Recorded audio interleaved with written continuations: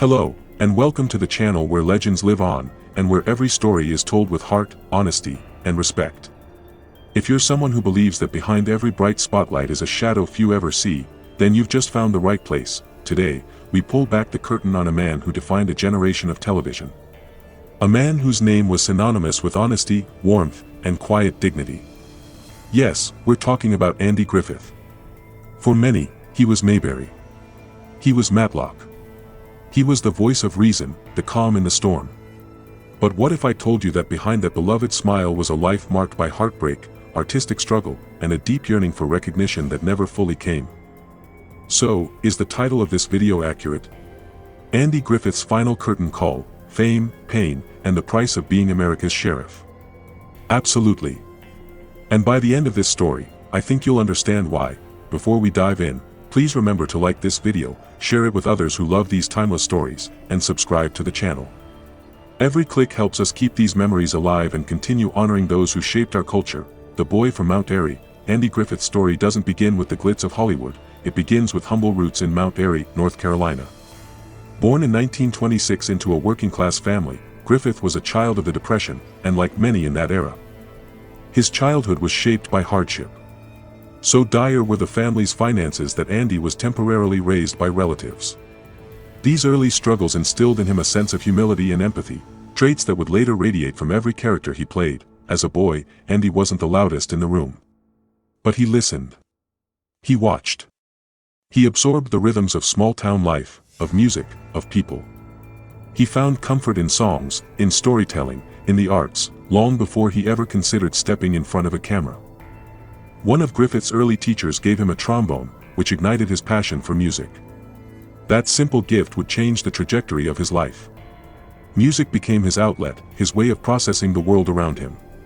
In high school, he joined the drama club, and suddenly, Andy discovered another gift: the ability to make people laugh. He wasn't just a student anymore. He was a storyteller in the making, from preacher to performer. After graduating high school in 1944, Andy enrolled at the University of North Carolina with a surprising intention: he wanted to become a Moravian preacher. For a time, he genuinely believed that was his calling. But something tugged at him. Something more creative. Within a year, he switched his focus from theology to music, a decision that would echo throughout the rest of his life. At UNC, Andy joined Phi Mu Alpha Sinfonia, one of the most respected music fraternities in the country. He also starred in several school operettas, where he impressed not only with his musicality but with his stage presence. He was never just playing a part.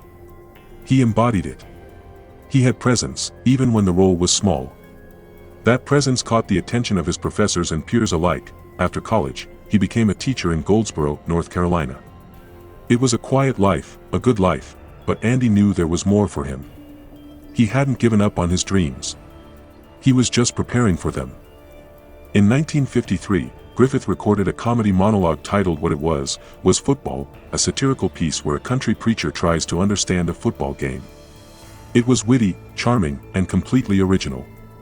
The skit climbed the Billboard charts and brought Griffith national attention. It was the first time millions of Americans heard his name, and his voice. Broadway dreams and a new kind of star, the momentum of What It Was Football led Griffith to television and eventually Broadway. In 1955, he starred in No Time for Sergeants, a comedic tale of a bumbling country boy in the Air Force. Griffith's performance was so magnetic, he barely had to speak to earn laughs. Audiences loved him. Critics raved. He was nominated for a Tony Award. Though he didn't win, he did take home the Theatre World Award, an acknowledgement that he wasn't just a one-note comedian. He was a rising star. Then came a role that truly tested him. Director Elia Kazan cast him as Larry Lonesome Rhodes in A Face in the Crowd, a dark, gritty drama about a manipulative drifter turned media sensation. The role was a radical departure from his usual folksy charm. Griffith was explosive, intense, and morally complex. He wasn't just likable, he was frightening. And brilliant, but Hollywood is unpredictable. His next film, Onion Head, flopped badly. Disappointed, Griffith walked away from film for a time. It was television that called him back, and this time, it would change his life forever. Mayberry, Emmy snubs, and a star in the shadows, Griffith's return to television came through a guest role on Make Room for Daddy, where he played a small-town sheriff named Andy Taylor. That single episode was actually a backdoor pilot for what would become the Andy Griffith Show, and it wasn't long before Griffith became a household name once again. From 1960 to 1968, he starred in 249 episodes as the kind, level-headed sheriff of Mayberry. The character was deeply inspired by his own upbringing, slow to anger, wise beyond his words, and always steering the community toward peace with humor and heart. It was television comfort food at its finest. But something unexpected happened. As the show progressed, Griffith realized that he wasn't the one getting the laughs. That honor belonged to his co-star, and real-life best friend, Don Knotts, who played the hilariously frantic Barney Fife. Rather than compete, Griffith embraced his role as the straight man. He wanted the show to succeed more than he needed the spotlight, and it did succeed, immensely. But as the awards came rolling in, they skipped over Griffith entirely. Don Knotts took home 5 Emmy Awards. Frances Bavier, who played Aunt Bee, also earned accolades. Griffith, the central figure, the glue that held Mayberry together. Not even a nomination, it was a quiet injustice. One that fans noticed, but that Griffith never publicly addressed. Because that was who he was. Proud. Humble. Focused on the work, not the praise. He had promised Don Knotts the show would only last 5 years. So, when year 5 came and Knotts got an offer elsewhere, he left. Griffith stayed on, but something had shifted. By 1967, he decided to walk away too. CBS begged him to stay. But Andy knew, he had more to say, and he couldn't say it from Mayberry.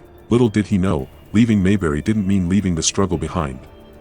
It was just beginning, searching for the spotlight again. After saying goodbye to Mayberry, Andy Griffith found himself in a strange place, one that many actors encounter after reaching the peak of fame.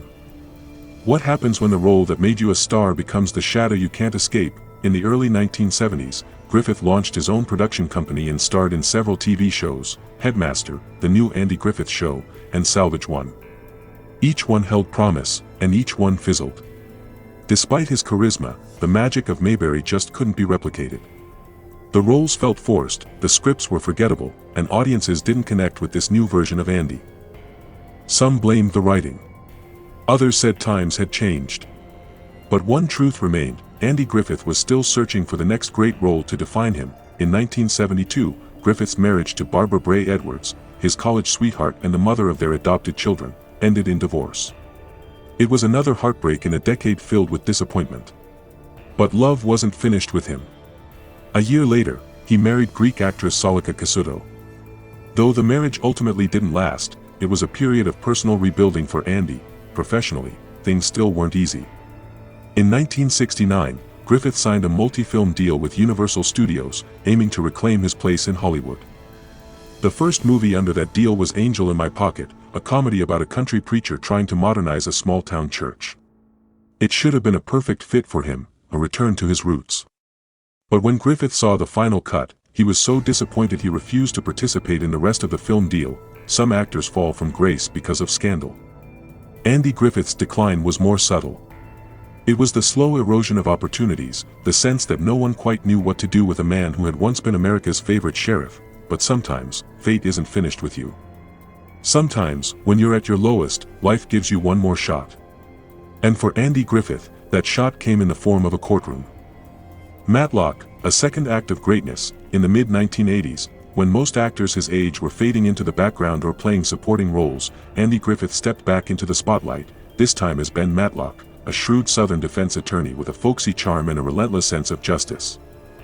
The irony? Griffith almost didn't take the role. At first, he disliked the character. Matlock was vain, stingy, and sometimes grumpy. He felt too far from the dignified, measured men Griffith loved to play. But the more time he spent with the character, the more he realized, Matlock wasn't a departure. He was an evolution. Griffith brought his own soul to the courtroom. He took what could have been a procedural, forgettable legal drama and infused it with heart, wit, and Southern wisdom. He didn't play Matlock for laughs or melodrama. He played him like a man who'd lived 1,000 lives and had the scars to prove it. What audiences didn't see, though, was that Andy was performing through pain. In 1983, just as his comeback was taking shape, Griffith was diagnosed with Guillain-Barré syndrome, a rare neurological disorder that left him temporarily paralyzed from the knees down. For 7 months, he couldn't walk. Most people would have slowed down, maybe even quit.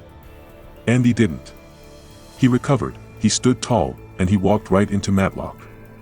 And despite lingering leg pain and fatigue, he delivered monologues so powerful that even his co-stars said the crew often applauded after takes. Nancy Stafford, one of his co-stars, recalled how Andy would memorize lengthy courtroom speeches and nail them in one shot. That's how committed he was. That's how much this second chance meant. But behind the scenes, there were battles. Griffith wanted the show to explore darker, more realistic stories. The producers wanted to keep it light and comforting. Instead of walking away, Andy did what he always did, he compromised. He brought complexity to Matlock without sacrificing the show's spirit. It was a lesson in balance. And it worked. For nearly a decade, Matlock was a ratings hit. It kept Griffith in front of a new generation of viewers and solidified his status not just as a nostalgic figure from the past, but a living, breathing icon of television. And even when NBC canceled Matlock in 1992, thinking it had run its course, Griffith wasn't ready to hang up the seersucker suit just yet. He helped orchestrate a network jump to ABC and even pitched the idea to film in North Carolina, saving costs and giving him a break from his grueling weekly commute between the East and West coasts. That's Andy Griffith in a nutshell: resilient, resourceful, and always in pursuit of storytelling with meaning, the price of being America's sheriff. As we move toward the closing chapters of Andy Griffith's life, it's impossible not to reflect on the deep, invisible cost of a life lived in the public eye. To millions, Andy was the face of small-town America. A symbol of decency in a chaotic world. But to those closest to him, and perhaps even to himself, he was a man who gave so much of his soul to television that there wasn't always much left for real life. You see, fame isn't always a reward.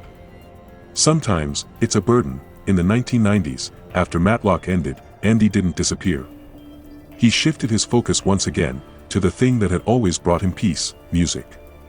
He released a gospel album titled I Love to Tell the Story, 25 timeless hymns, which went platinum and earned him a Grammy Award.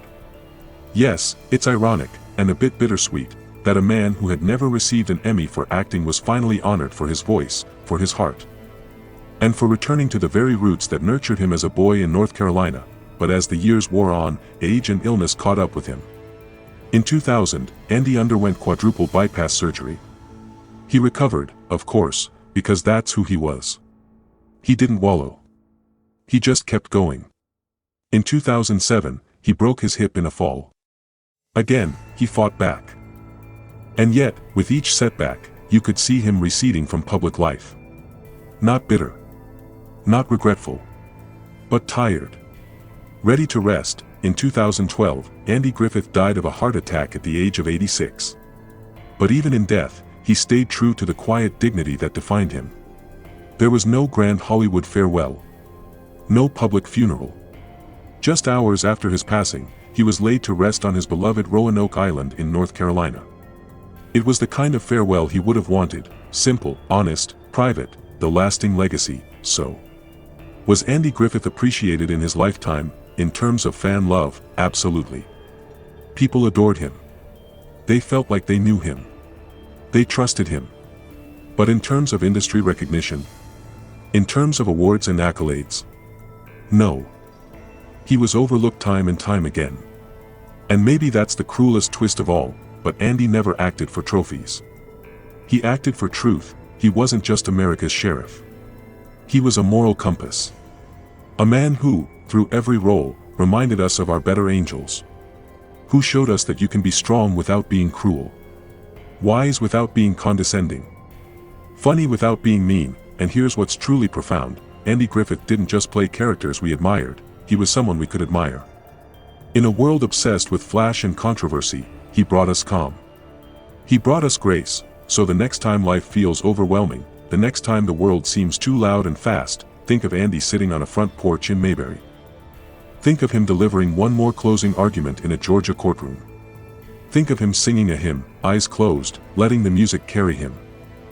Because if there's one lesson to take from his story, it's this: you don't have to shout to be heard, you don't need a spotlight to shine, and sometimes, the quietest voices leave the loudest echoes. Thank you for spending time with us today. If Andy Griffith touched your life, whether through Mayberry, Matlock, or a simple moment of truth, please consider liking this video, sharing your thoughts in the comments, and subscribing to the channel. We tell these stories not just to remember, but to inspire. Until next time, take care of each other. And remember, the greatest legacy isn't fame. It's kindness.